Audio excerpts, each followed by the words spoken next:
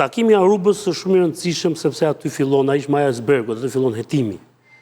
Por pjesa e rëndësishme për ne, si Shqipëri, është çka ka ndodhur në Shqipëri dhe katraura që është bërë këtu. Sigurisht. Takimi Arubës tash nuk ka qenë takim marrëdhënies narkotrafiku. Nuk e ka këtë akuzë Artur Sheu.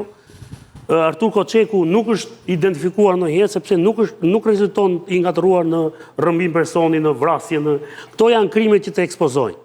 Pra kryesisht krime me pasoja të rënda të ekspozojnë. Nuk është askund ngjarja ajo në Palas e ka evidentuar dhe aty që ka qenë më shumë i shërbanal.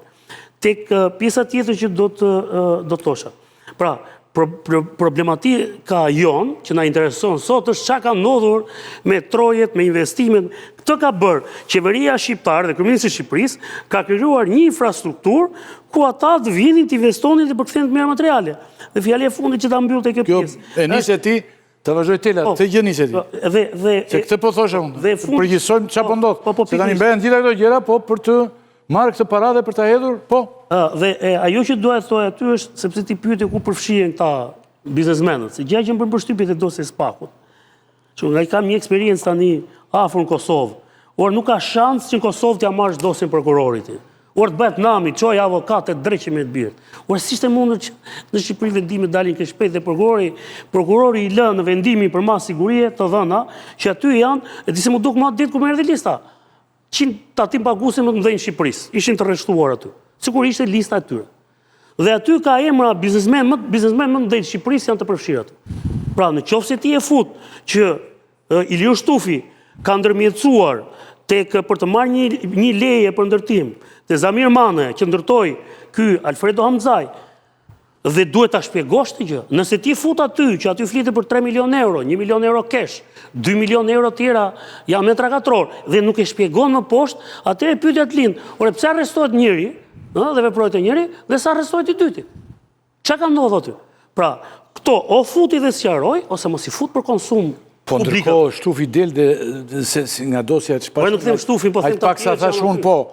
Të Mania i nuk del në asnjë bisedë, Zamir Mania del. Ja, më falë të ta them unë Urdho, në bisedën e datës 12 shkurt 2021, evidentohet fakti se bashkëbiseduesit lidhur me mundësinë e dhënies i vlerë parash që varion nga 2 deri në 3 milion euro shtetasit me emër sapo folëm, me qëllim nxjerrje nga ky fundit i lejes ndërtimit për projektin rezidencial në pronën e personit nën hetim Alfredo Hamzaj. Sipas komunikimit, shtetasit kanë planifikuar ndërtimin e rreth 30 vilave dhe të një hoteli. Ndërmjetës në këtë komunikim, midis shtetasit biznesmenit sapo përmendën Zamir Mane, dyshohet thotë jetë shtetasi Iliu Shtufi. Në bisedën e datës 24 shkurt 2021, personi në hetim, thot Artur Koçeku, i shkruan personin në hetim Alfredo Hamzaj. Dhe jep dhe identifikimin aty. Ore vetë ky nuk del në bisedë. Po pikërisht për këtë po them. Po pse futen këto dhe nuk i sqaron? Po i fute këto ti. Dhe pastaj shpërndan dhe media, ja shpërndan dhe medias. Atëherë çfarë duke bërë? Unë them, heto, vepro, mos gjej një procedim të 2021. Ne po flasim për një vendim gjykate për disa masa sigurie dhe për 3 vendime për sekuestrime. Pra, në një pikpamje, kjo është piknisja e një hetimi, sepse Spaku para një muaj ka regjistruar emrat e këtyre si personazhe të dosjes. Po, në maj, në 10 maj. Ky hetim mund zgjasë 2 vite dhe mbas 2 vitesh ne do arrim të kuptojmë se si është e vërteta gjithë kësaj historie. Por nga materialet që kemi në dorë dhe që kemi arritur t'i lexojmë, kuptojmë atë që kemi thënë dhe thuhet vazhdimisht në studio televizive nga politikanët, nga njerëzit që parat e bëra me drogë, me kokainë në Evropë, vinë në Shqipëri dhe investojnë në ndërtim për të pastruar dhe për të rikthyer sërish në përvendet europiane ku ish trafikantët apo trafikantët e drogës ti kem para të pastra. Dhe kjo ka ndodhur. Dhe Spaku rreston disa raste kur parat e dhëna kesh investojnë në industrinë e ndërtimit në kulla dhe 3 pallate të Tiranës. Kjo është njëra pjesë. Pjesa tjetër e rëndësishme është atë që vuan çdo shqiptar për 35 vitesh, çështja e pronës. Pra personazhe të ndryshëm, të fuqishëm, dhe në rastin konkret Artur Sheu, kanë arritur të mundin që të falsifikojnë dokumenta, të përfitojnë prona, dhe me këto prona të shesin me çmime të larta dhe të bëhen personazhe të njohur publik si në rastin e Zvërnecit.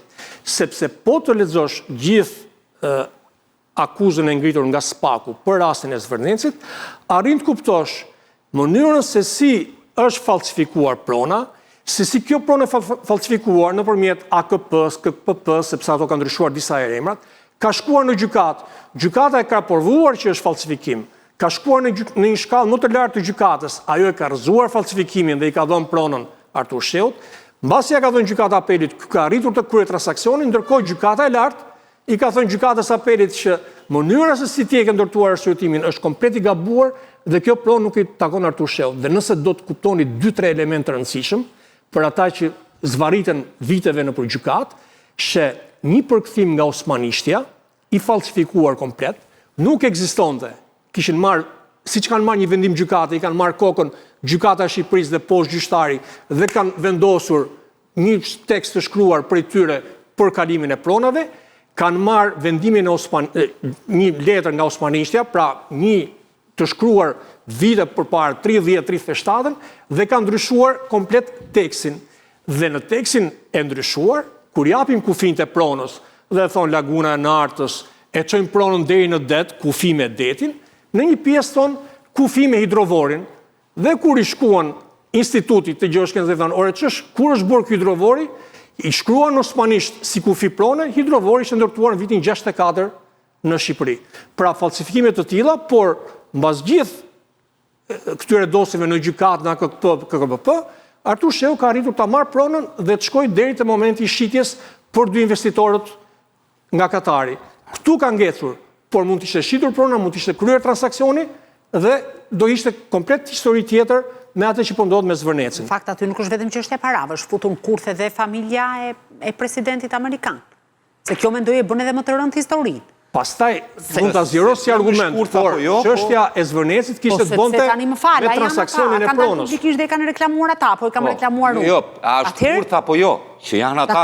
A kanë dalë kanë reklamuar. Dhe prandaj po bëhet edhe ky revolucion. Ka në Shqipëri po ndodh prej kësaj. Ajo pronë është hetuar prej 20 vitesh, pra hetohet, shkon gjykat, shkon prokurori, prokuria jep dënime, dënohet drejtori i hipotekës Vlorës, dënohet juristi i hipotekës Vlorës, dënohet përkthyesja e arkivit shtetit. Pra ka dënime, dënohet avokati që ishte në sekser e Artur Sheut. Dënohen këta dhe pavarësisht se dënohen për falsifikime, bëhen publike dënimet për falsifikime. Pra këtë që thash pak më herët. Dhe në fund prap vendimi, një gjyqtari i apelit merr një vendim që t'ia rikthej pronën Artur Sheut dhe me këtë vendim ai fillon të bën transaksionin për ta shit pronën. Ndërkohë që gjykata e lartë e rrëzon këtë vendim të apelit, por ka ndodhur se është vendimi i formës për apeli, ka ndodhur transaksioni.